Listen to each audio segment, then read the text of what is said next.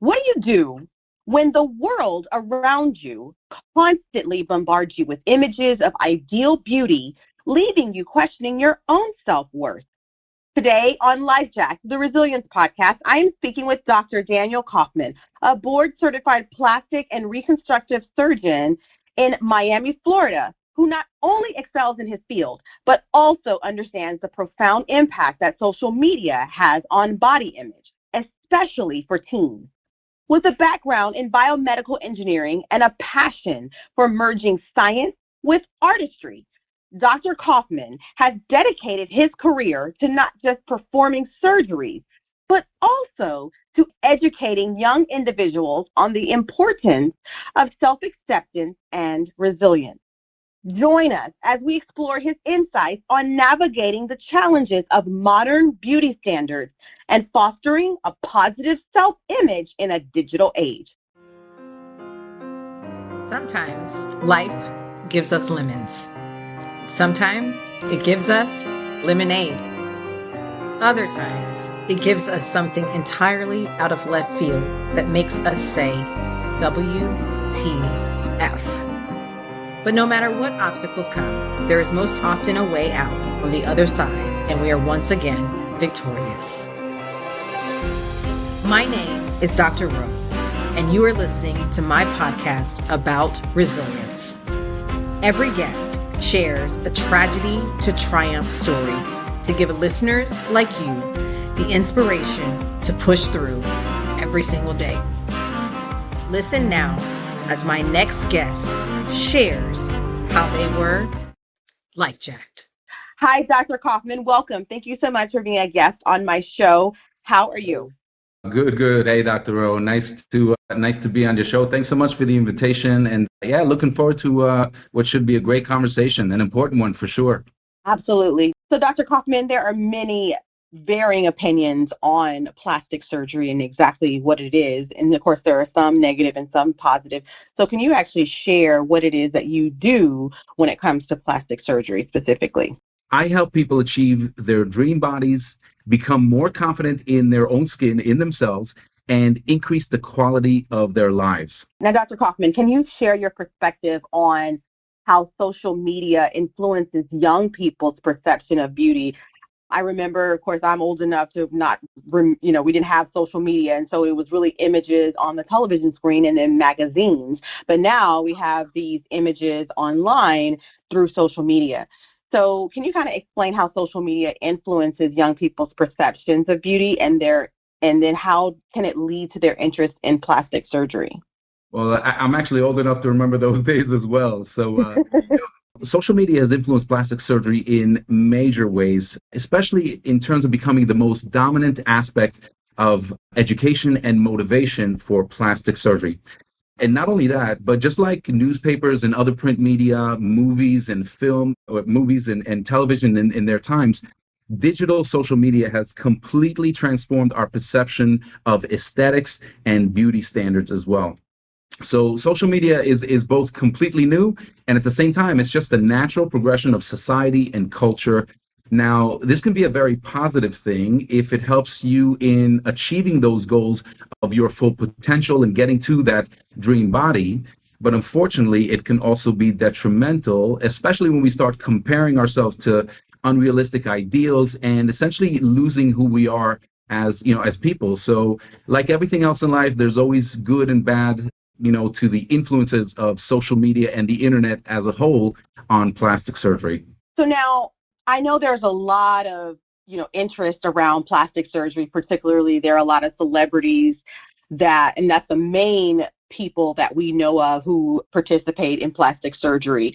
And then there's all these different shows, whether they're reality-based or scripted, about plastic surgery. But, what do you think leads people's interest into having plastic surgery specifically? And can you kind of give some positive aspects and then, of course, the negative aspects? Yeah, so, plastic surgery, I do get it. It does get a lot of bad press out there, partly because it's sensational, partly because it's a bit salacious. And, obviously we can all, there is an element of gossip to it about the various celebrities who have gotten plastic surgery. And that's just an unfortunate kind of thing. But I'll tell you what, looking at the positive, in my practice and in many of my colleagues' practices as well, we see the beauty of plastic surgery. We actually get to see how it helps uplift people's spirits as they undergo major, major body transformations. And it's definitely the reason why I went into plastic surgery. It's just the joy of helping people achieve their true potentials in their bodies and in their minds. Now, obviously, when we concentrate on the negative and focus on all the bad stuff out there, yeah, then, people are going to click on that and it's going to attract attention. But again, that's just an unfortunate thing because, what I see on a daily basis is I see just the sheer joy and happiness of people overcoming so many obstacles in their lives and just in making the decisions to have better health habits, to get more out of life, get more to closer to their true potential in life. And that's the real deal in plastic surgery. That's what we see so often on a daily basis, and a lot of that gets missed by the lay media out there, and because it doesn't, some of it doesn't sell quite as well as maybe some of the more, as I said, some of the more salacious or kind of slanderous stuff that we could say out there. So again, there's good and bad in there, but I like to focus on the positives out there, and that's what keeps me going and makes my job just a sheer joy to come to on a daily basis. Thank you so much for that answer. So, with the number of celebrities, because sometimes we see the celebrities and they've had so much plastic surgery, they've had so many changes in reconstruction that they almost look like a totally different person. And so I wonder, what is that connection psychologically in people who are not okay with their bodies? And just like, we were talking earlier about teens, who are being influenced by social media and wanting to look a certain way, then, what is that correlation between the psychological effect and then this need to change, yourself, whether it's your face, it's your body, what do you think about that? Yeah, so for sure, teens are being bombarded with or exposed to a lot more imagery regarding bodies in the general sense than, people like, let's say, my age were ever exposed to back then. And that's just a sign of the times. So in one way, it's a lot different. And yes, there are a lot more pressures on young minds today to look and be a certain way. And and unfortunately, a lot of those standards are completely unreasonable. And they can drive a lot of negative emotions within developing young minds. This can lead to all kinds of bad effects on life, like feelings of inadequacy and insecurity, low self-esteem, angst, anger, jealousy, even resentment, and even some in extreme cases, even some behaviors of self-harm.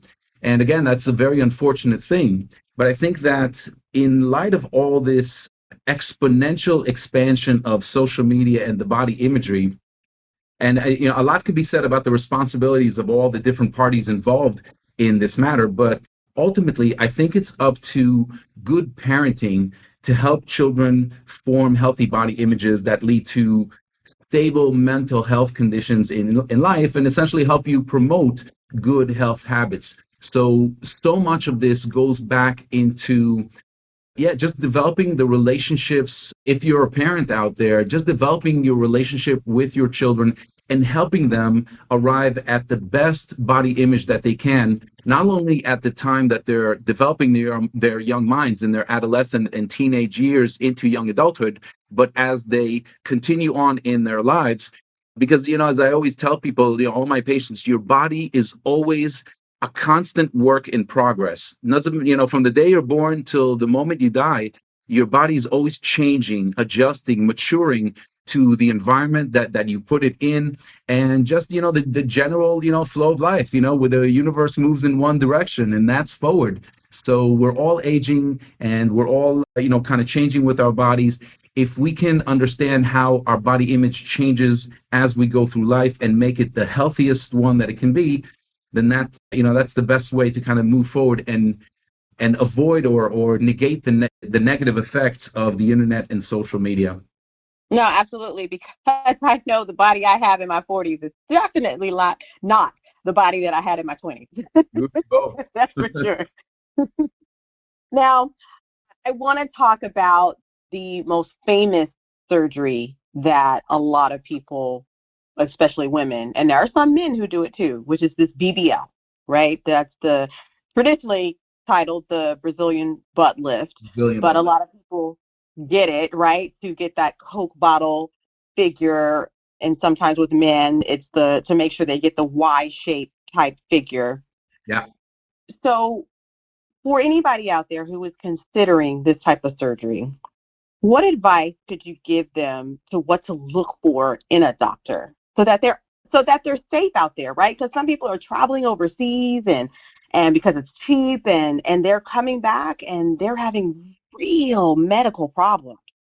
Oh yeah, and not only that, I mean, there's obviously other horrible outcomes that have been noted out there, and again, they've been put out there in the lay media because because it sells, and that's the news media. But as far as the BBL is concerned, yes, it's in terms of BBL in specific, because it is a very common operation that's done out there, but also in any kind of cosmetic plastic surgery that we could be talking about, like tummy tucks, breast augmentations, lifts, and so forth. You first and foremost want to make sure that you work with a qualified surgeon. Now, what that means is a plastic surgeon who's certified by the American Board of Plastic Surgery. Now, to be able to say that, when you ask a surgeon, hey, are you certified by the American Board of Plastic Surgery, it should be a very quick yes or no answer. And, you could tell right there what essentially their level of education and training is in providing this kind of service. Now, beyond that, that's the initial step that you always got to look for. Beyond that, you want to look at their record in terms of their before and afters. And you want to ask a lot of the questions that would make sense. Well, for example, how many of the BBL or tummy tuck, whatever surgery you're interested in, how many have you done in your career? How many have you done in the past year or the past month? And obviously the answers to those questions should be substantial numbers, and you want to be able to be confident in the fact that your surgeon has done many of these operations. Obviously, doing just a few, I'll tell you from personal experience, that never gives you the appropriate level of experience, because you got to do a whole bunch of these cosmetic surgeries to really refine your techniques and to get the best results. Now, when you look at the body of work, and most surgeons would be happy to show you the body of work, showing the before and afters on their websites, on their social media pages. Beyond all that, the board certification and the proof of the work that they've done, you got to make sure that you actually like your surgeon. You have to go on at least a few consultations, and these days it's made easier than ever. You can do virtual consultations. I know that in my practice, I do them all the time. We meet over Zoom calls, Google Meets, whatever digital media we choose to. And a lot of my surgeons also, or a lot of my patients rather, they follow me on social media, and they've already watched a lot of my educational videos, so that they've learned so much about the things that I do and the way that I am. But that final meeting, that face-to-face consultation, remember, this is going to be an effort that's not going to be done in one day. Rather, it's going to take a process of preparation for the surgery, the actual performance of the surgery, the actual recovery from the surgery, which is never exactly as perfect as we want it to be. There's always little, lumps and bumps, or little, things along the road that maybe we didn't expect. And you got to make sure that the person that you're working with, that you actually like them, and that you can have that leader of the team that could take you across the finish line. If you got those things nailed down, you make sure that you got the qualifications, and for the surgeon, of course, the certification by the American Board of Plastic Surgery. You have seen their body of work. And again, just as important as anything else, you actually like the person that they are, and you find that you can work with them in getting to that, that dream body that you want to get to. If you got those things down, BBL, tummy tuck, liposuction, any procedure that you'll want to do, likely you're going to have a great result. I love how you said that you actually have to like your surgeon and build a relationship with your surgeon, because I think that's not something that people think about. I think people are just so focused on the results. They just think, I know the result that I want to get.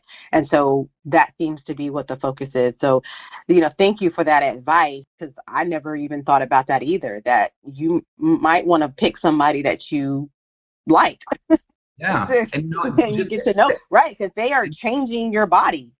Right. And to add to that, Dr. Rowe, it's, a lot of the surgeries that I do actually are staged in a manner that we end up doing a lot of different surgeries over a period of time. Let's say if you've lost a lot of weight, for example, and you have a lot of excess surplus skin in a lot of aspects of your body, in your tummy, in your breasts, your arms, your thighs, we can't just go in and do all of it in one shot. And especially when we're talking about ambulatory surgery, meaning surgery that you walk in and out of from the surgery center and don't spend time in the hospital for a week or so. So we end up breaking the surgeries into a lot of parts, which means that I operate on people over a span of several months, and even years at times. So developing that relationship with my patient, that's something that I really revel in at least in the aspects of plastic surgery that I do on a regular basis. And yes, I do have, a relationship that I develop with my patients, and they do end up liking me. I end up liking them. We end up talking about a lot of personal issues. And yeah, and it's not just that I'm working on their bodies, but I'm helping them achieve their, just their inner dreams. Changing the body really changes your life as a whole. And again, just the fact that we have a relationship between the doctor and the patient, that's a super important thing that, as you said, is so often overlooked in terms of, I just want to see the results of the BBLs and let me see how many he's done. You got to make sure that you can work with the doctor as well. No, most definitely. Now, I know you've spoken about the importance of body positivity and media literacy. Yeah. So as parents, as teens are on social media, seeing TikTok, seeing Instagram, watching, because we still somewhat have music videos that are out there, and, all of the different award shows for, music and film. So how can parents play a role in guiding their teens toward a healthier self-image? Because a lot of times it seems like people are getting plastic surgery because they don't like how they look. It's not just because, they had some type of accident and now they need some type of reconstructive surgery, or there's some kind of medical problem and now they need a reconstructive surgery. So how can parents, help teens, have a more healthy and positive self-image of themselves? Yeah, well, parents can do a lot. As a matter of fact, I think they are the ultimate and final safeguards against the negative influences of the internet and especially social media. Now, in my practice these days, I only do surgery on adults. I don't do any elective cosmetic surgery on teenagers.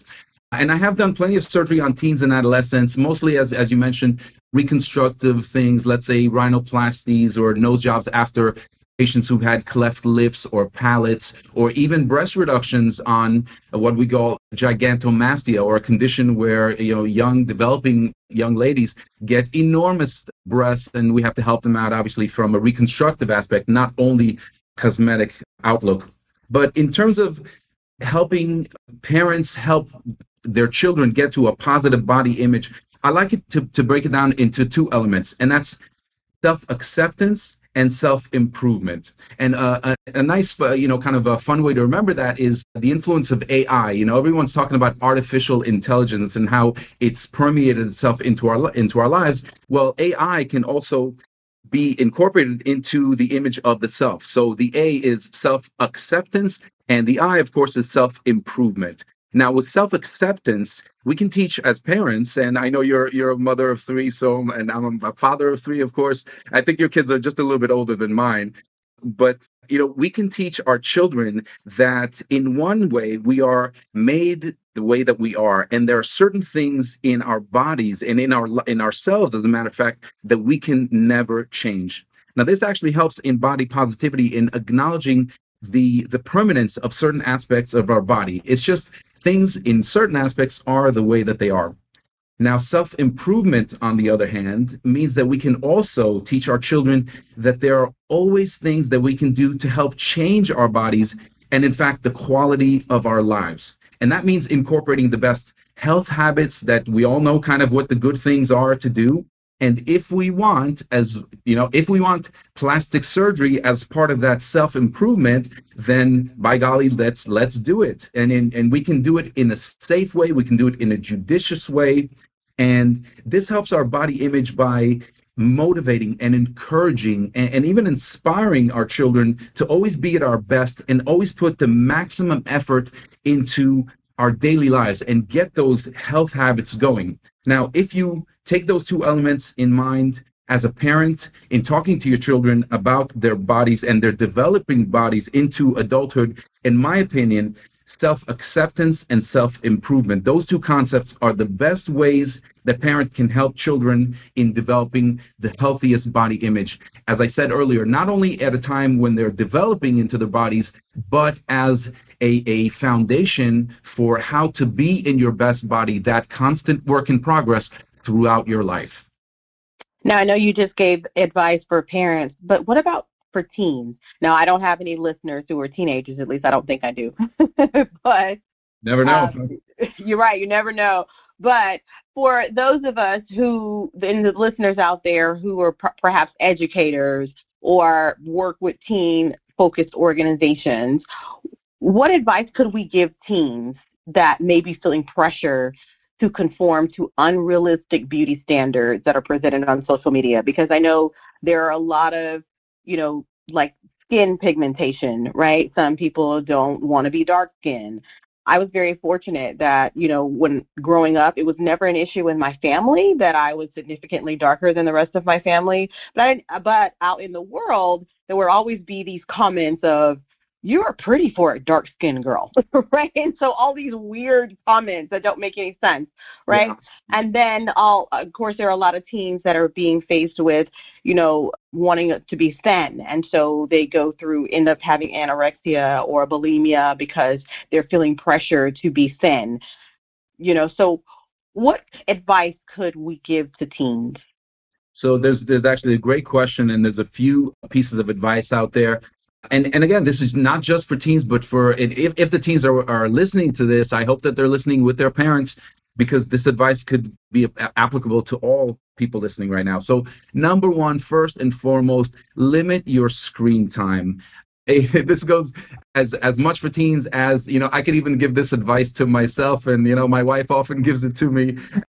Right. When she touches me when I'm on the screen, right? So, the internet is just a captivating thing. We all spend way too much time on it already. The less time you spend on the screen, the more time you have for interactions with the people that you love, the important people in your life. So that's number one, first and foremost. Number two, recognize the pervasive use of filters and computer editing software, all these kind of tricks of the trade out there, that there are so many things that are popping up now, and so many more that will pop up in the future. You really got to educate yourself on media literacy, understand how so much of the imagery that we see out there is not only filtered and kind of, produced in a way that makes it much more, accessible and much more plausible, and just life is just so beautiful on the internet. Realize that in reality, things are obviously much different. Another piece of advice is follow body positive and authentic creators. And that touches to the thing that what you just said about different skin tones being considered, prettier or more attractive than others. I want people to embrace the differences between ourselves. In the human race, we have so many different body types and skin tones and lifestyles. I want everyone to appreciate the beauty in diversity and embrace the differences within us. The idiosyncratic things, the things that make us exactly who we are to be embraced and should embolden our image of our body. They shouldn't detract from us. And that's going back to that kind of comparison that we do. Comparison is the thief of joy. You keep comparing yourself to others, and it's a recipe for disappointment in the least, and much worse worse than that. here's another piece of advice. Focus on what your body can do, not just on how it looks.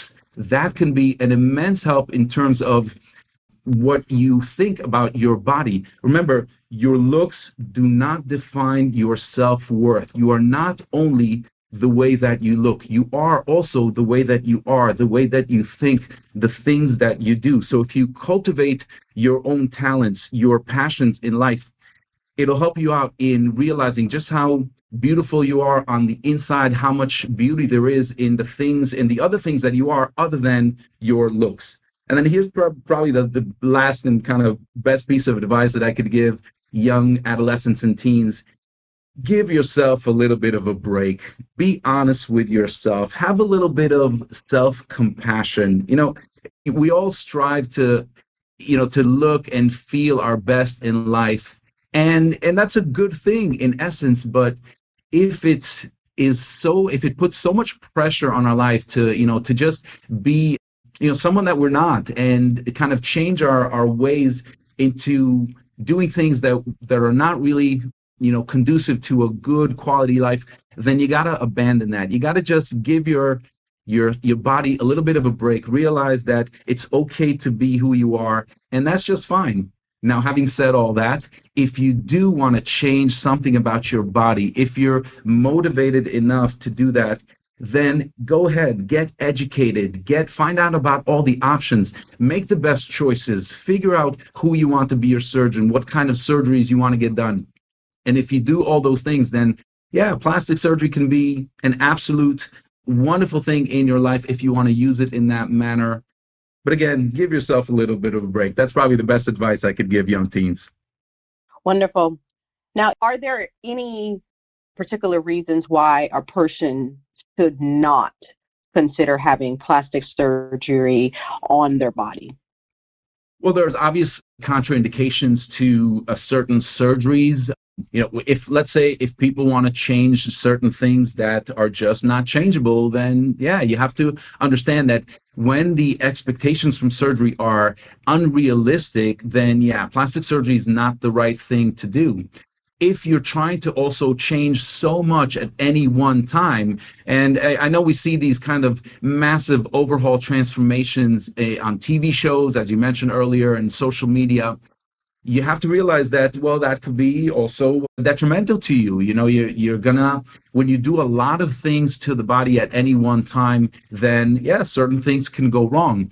And that's a great reason why I've decided to make my practice almost completely ambulatory surgery based. So I break down all my surgeries into bite-sized chunks that we can do surgery in and make sure that the patient, as I said, walks in and out of the ambulatory surgery center.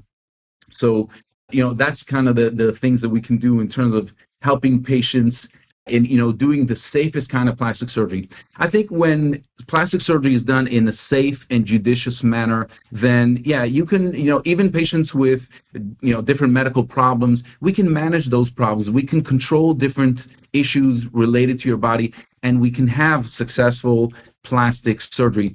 The contraindications, obviously, to plastic surgery have to be taken seriously.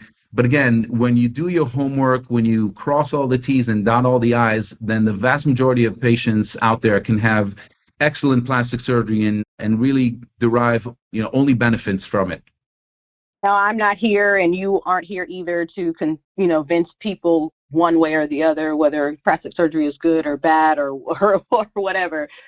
But I do appreciate, even though you are a plastic surgeon, that you still want to encourage parents to talk to teens about having a positive body image and learn how to love yourself, right? Of course, there are some times when plastic surgery is absolutely needed, but then also for us to recognize that we are totally fine as God made us. Yeah, absolutely. And I think there's a way to reconcile all of those things. And that goes back to, again, the issue of self-acceptance and self-improvement. They are not mutually exclusive, and in fact, they don't contradict each other as some may think. I think they can be used, those two concepts, again, of the acceptance of your body and the willingness and the motivation to improve on your body and your quality of life.